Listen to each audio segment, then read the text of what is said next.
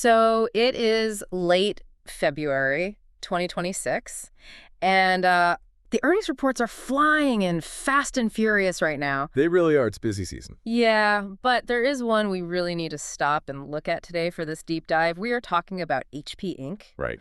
Because they just dropped their Q1 2026 numbers on February 24th, and honestly, if you just look at the surface, it looks like a victory lap. It does. Like, pop the champagne, the PC slump is officially over. It really does look that way at first glance. I mean, if you just scan the headlines on your terminal, it looks like the PC market recovery is not just happening, it is roaring. Yeah. They beat expectations on earnings. They beat expectations on revenue. They're selling more computers. And crucially, they're selling more expensive computers. Exactly. It feels like we can finally put that whole post-pandemic tech hangover in the rearview mirror. Finally. And there's always a but when we do these deep dives, when you actually crack open the transcript and look at what management is saying, the vibe changes completely. Oh, completely. There is this massive tension lurking underneath those shiny numbers. That's right. There is a monster hiding in the supply chain right now. A monster. I mean, that is dramatic. Well, look, it deserves the drama. While sales are up, the cost of the actual components, specifically memory, is absolutely skyrocketing. Right. It is what economists call a commodity supercycle, and it is threatening to eat into their profits for the rest of the year. So our mission today for you listening is to unpack this duality. On one hand, HP is riding this massive AI wave. Everyone wants the new gear. Everyone. But on the other hand, they are fighting a brutal economic battle against rising costs. We are going to look at how they plan to survive it and what that tells us about the hardware we are all going to be buying later this year. It is a classic case of unstoppable force meets immovable object. Yeah. The unstoppable force is AI demand, and the immovable object is the price of memory. Okay, let's unpack this. Let's start with the scoreboard, because the headline numbers were actually quite strong, and I don't want to gloss over that. They were very solid. HP reported non-GAAP earnings per share of 81 cents. And the consensus was what? The consensus on Wall Street was only 77 cents. So a clear beat. That is a beat. And it is up 9% year over year. In revenue. Because usually, when you see an earnings beat but a revenue miss, it just means a company cut costs to juice the numbers. Did they actually move product? Oh, they absolutely moved product. Revenue hit $14.4 billion. Wow. That is up 7% compared to last year. Yeah. And they beat expectations by over $500 million. Over $500 million. I mean, that isn't financial engineering. That is real cash changing hands. So what is driving this? Is it just corporate fleets finally replacing those dust-gathering laptops from 2020? That replacement cycle is a part of it, for sure. But the real engine here is personal systems. Right, which is corporate speak for the PC business. Exactly. Revenue there is up 11% to $10.3 billion, and total unit shipments are up 12%. Yeah. But here is the thing that really stood out to me. What is that? The consumer segment. Consumer revenue was up 16%. Wait, 16%? I thought the consumer was supposed to be completely tapped out right now. With interest rates where they are, general inflation, spending that much on hardware seems pretty aggressive. It is aggressive. It caught a lot of analysts off guard. But when you dig into the transcript, management noted something they called demand pull-in. Demand pull-in? That sounds like jargon for panic buying. Well, it is a polite way of saying prudent panic. Prudent panic, I like that. Essentially, people aren't dumb. Right. They see the news, they know component costs are spiking, and they know that eventually those costs show up on the price tag at Best Buy or Amazon. Yeah, they get passed down. So they are buying now to get ahead of the price hikes. So it is basically the toilet paper shortage of 2020, but for laptop. In a much more expensive way, yes. But the other driver, and this is the real aha moment for the industry, is the tangible shift. We have been talking about this for a year or two as a marketing concept. The AI PC is coming. Well, looking at HP's numbers, it is not coming anymore. It is here. Give me the stats on that. How here is it really? Because sometimes AI PC just feels like a sticker they slap on the box to charge $50 more. It is much more than a sticker now. Yeah. In the prior quarter, AI PCs were 30% of HP's shipments this quarter. Yeah. They are 35%. That is a very fast ramp up. And remember, just 2 quarters ago, it was 25%. That is a very steep curve. And just to clarify for everyone listening, when we say AI PC, we are talking about machines with the neural processing units, the NPUs, built right into the silicon, right? Exactly. These are machines capable of running local models, handling inference right on the device without pinging the cloud constantly. Which is huge for privacy and latency. Huge. And the timing aligns perfectly with the Windows 11 refresh cycle. HP actually mentioned that about 60% of the install base has refreshed to Windows 11. Which implies 40% are still dragging their feet on Windows 10 or something even older. Right. And that is a massive long tail of opportunity. When those 40% finally upgrade, and they will have to eventually. Because Microsoft will force them to. Exactly. They aren't going to buy a legacy machine. They're going to be pushed right into an AI PC. So 40% of the market is still holding on to old operating systems, and when they do upgrade, they are walking right into this premium category. It looks like a perfect storm for revenue growth. It really does. Higher volume plus higher average selling price. It is the absolute holy grail for a hardware company. Okay, so that is the sunny side of the street. Everyone gets a new brainy laptop. HP makes money. Shareholders rejoice. But you dropped the M word earlier. The monster. The monster. The villain of the story. Let's talk about memory. Because I read in the report that the sentiment shifted pretty drastically when they started talking about the bill of materials, or the BEM. It did. And to understand the scale of this, you really have to look at the history of how a PC is built. Typically, if you take a laptop apart and look at the cost of all the individual parts, memory and storage, the DRAM and the NAND, usually make up about 15 to 18% of the total cost to build that machine. Okay, 15 to 18%. That feels manageable. It is a slice of the pie, but it is not the whole pie. Right. But for fiscal 2026, HP estimates that this slice of the pie is going to jump to roughly 35% of the total cost. Hold on. 35%. Yes. That is double. You are telling me one component category is going to eat up a third of the cost of the entire machine. Effectively doubling, yes. They said memory prices rose roughly 100% sequentially. Wow. And that means just from the previous quarter to this one, 100%. That is wild. Why is this happening? Is it factory fire, a geopolitical blockade? Why the sudden spike? It is actually a structural issue in the semiconductor market itself. Think about what else uses memory right now. Data centers, AI training clusters. Exactly. The big memory makers, Samsung, SK Hynix, Micron, they're pivoting their production lines to make HBM. High bandwidth memory. Right, for NVIDIA and the server market, because that is where the massive margins are. So they are basically taking the factory capacity that used to make cheap laptop RAM And they're using it to make premium server RAM. Precisely. Wow. It is a zero-sum game for factory floor space. So the supply of standard PC memory is getting squeezed, just as demand from the AI PC cycle is spiking. It is a classic commodities supercycle. And HP was clear about the timeline on this, right? Very clear. This isn't a one-quarter blip. They expect this volatility to last through fiscal 2026 and likely well into 2027. So if the ingredients cost way more, but you can't just double the price of the laptop overnight without completely killing consumer demand, their margins must be getting crushed. They are taking a hit. Yeah. And that was really the sobering part of the call. HP explicitly said they expect personal systems operating margins to fall below their long-term range for the rest of the year. Wow. The cost of the ingredients is rising faster than they can raise the price of the meal. So what do? Do they just sit there and bleed cash? Or is there a strategy here? Oh, they definitely have a playbook. They literally call it their mitigation playbook. They aren't just victims here. They are pulling levers. Okay, walk me through the levers. Lever number one has to be pricing, right? That is the easiest one. Correct. Lever one is pricing. They are raising prices. They were very transparent about that. If you are a customer, you are going to feel some of this. But like you said, you can only raise prices so much. Right, before people just refuse to buy. So what is lever two? I noticed they mentioned something called demand shaping. Yes. That sounds, frankly, it sounds a little manipulative. What does that actually mean? It is a polite corporate euphemism for steering. Yeah. Let's say you are a corporate IT buyer and you come in wanting a specific laptop with 32 gigabytes of a very specific type of RAM. Okay. But that specific RAM is incredibly expensive for HP to source right now on the spot market. HP might use pricing, making that specific model prohibitively expensive, or just use availability to steer you toward a different configuration where they actually have better supply or better margins. So it is like going to a restaurant and the waiter says, the steak is $100 tonight, but the chicken is absolutely fantastic and ready right now. Exactly. Or they just say, we are actually out of the steak. That makes sense. They also talk about decontenting.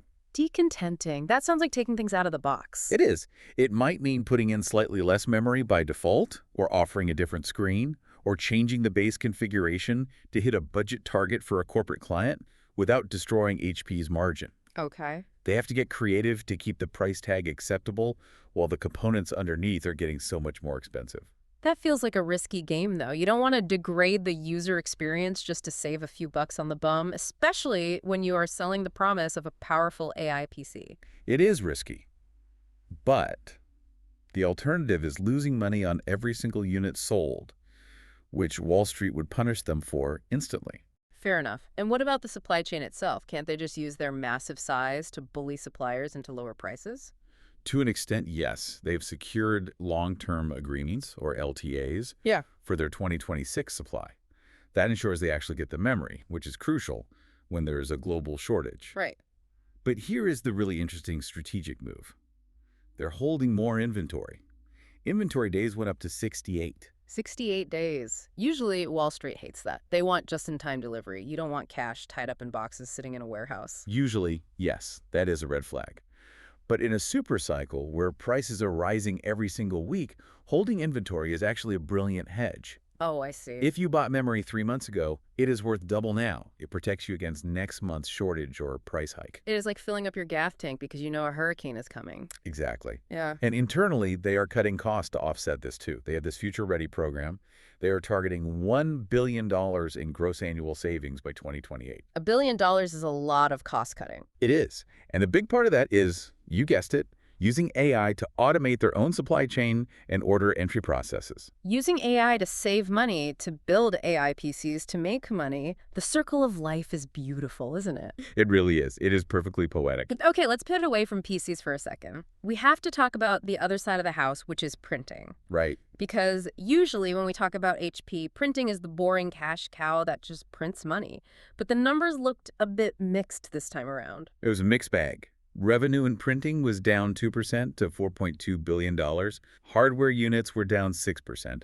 So, strictly speaking, fewer people are buying physical printers.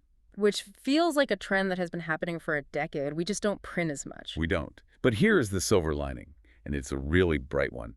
Despite shrinking revenue, the operating margin in printing was stellar, 18.3%. Wow. That is near the top of their target range. So they are selling fewer printers, but making more money on the ones they do sell. How does that math actually work? They are fundamentally changing the business model. They are pivoting away from what they call unprofitable units. You know the old model, right? Sell the printer for dirt cheap, lose money on the box, and hope you make it back on ink cartridges over the next 5 years. The bane of my existence. Buying a $40 printer and then $60 ink. Right. Everyone hates it. Well, they are moving away from the bottom of that barrel. They're shifting focus to big tank printers. These are the ones where you pay more up front. Yes.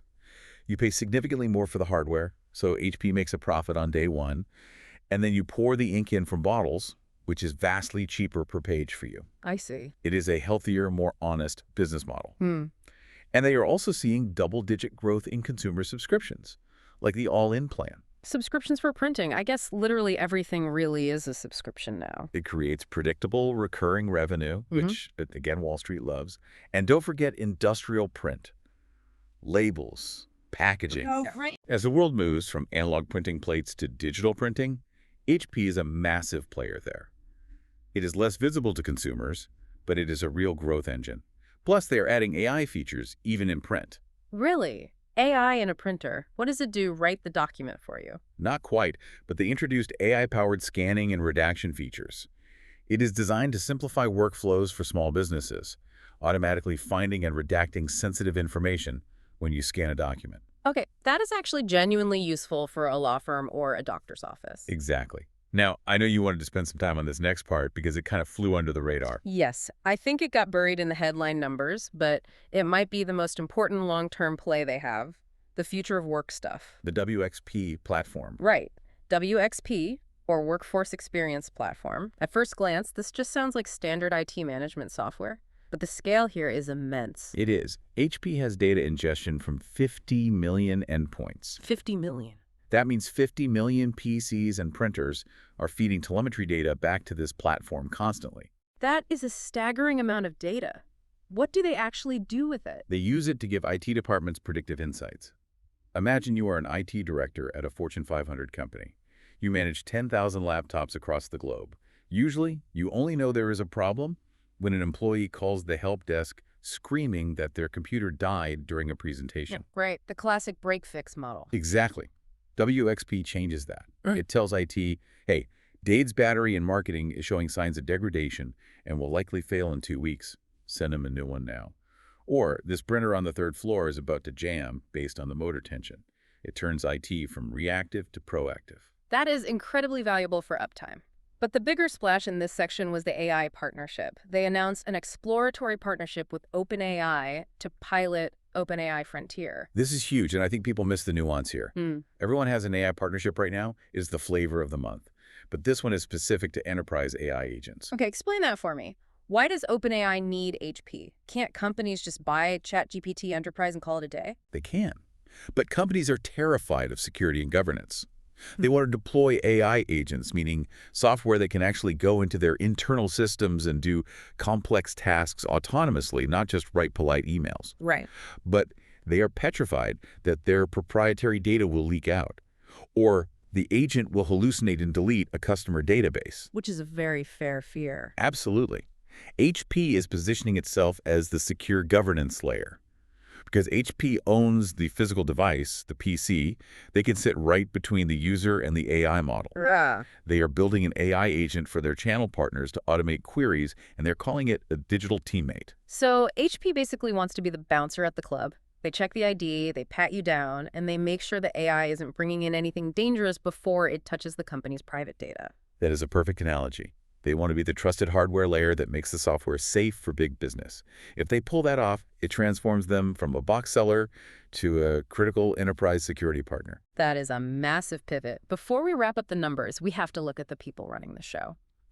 Because there is a bit of an empty chair at the top right now, isn't there? There is. Bruce Broussard is currently the interim CEO. The board is actively searching for a permanent replacement. What are they looking for? Because running a hardware company in 2026 seems incredibly stressful. You have supply chain wars, AI pivots, legacy printing decline. It is a really tall order. Bruce mentioned on the call they are looking for someone with experience running large, multi-segment businesses in complex environments. That narrows it down. They need a unicorn. Someone who understands the grid of supply chain logistics, negotiating with memory fabs, but also understands enterprise software platforms and AI implementation. It will be very interesting to see who they pick to steer this ship. So, putting this all together, they have the memory monster eating their margins, they have the AI boom driving massive sales, and they have an interim CEO trying to balance it all. What is the guidance? What are they telling us to expect for the rest of 2026? It was a cautious message, to put it mildly. They maintained their full-year earnings forecast, so EPS of $2.90 to $3.20. Okay.